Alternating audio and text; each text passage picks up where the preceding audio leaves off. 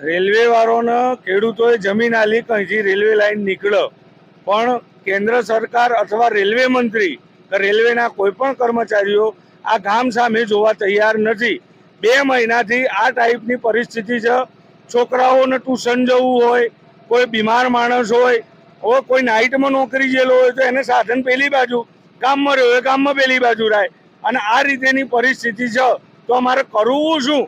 સરકાર વાપરતી નથી, કોન્ટ્રાક્ટર વાપરતો નથી, અને કોઈ બીમાર માણસ હોય તો એની શું દશા થાય સાહેબ?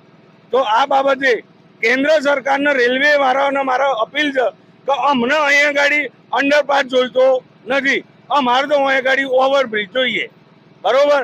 કેમ કે અહીંનું રોજિંદામાં મોડાસા સિટીના અંદર રોજ લોકોને વ્યવસાય માટે જવું પડે છે. તો આજે લોકોને વ્યવસાય ધંધો, સ્કૂલવાળા છોકરાઓ, ટ્યુશનવાળા છોકરાઓ બધાને આજે ઘેર બેસવાની પરિસ્થિતિ આવી છે. કોલીગઢ ગામવાસીઓને આ બહુ મોટો પ્રશ્ન છે, તો આ આપણે વિડીયોના માધ્યમથી સરકાર સુધી પહોંચાડીએ છીએ. તો આ પ્રશ્નનો જલ્દીથી નિકાલ થાય એવી માગણી છે ગામવાસીઓની. કેમ કે જેટલી વાર વરસાદ પડે છે એટલી વાર આની અંદર આ રીતે પાણી ભરાઈ જાય.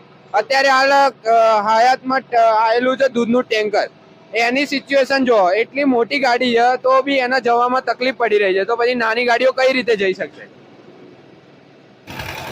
આખું ટેન્કર ડૂબી જાય છે, એટલું પાણી છે, તો નાના માણસો, નાની ગાડીઓ, રિક્ષા, બાઇક કઈ રીતે? આ આખો દરિયો જાણે છલકાતો હોય એવી રીતે પાણીનું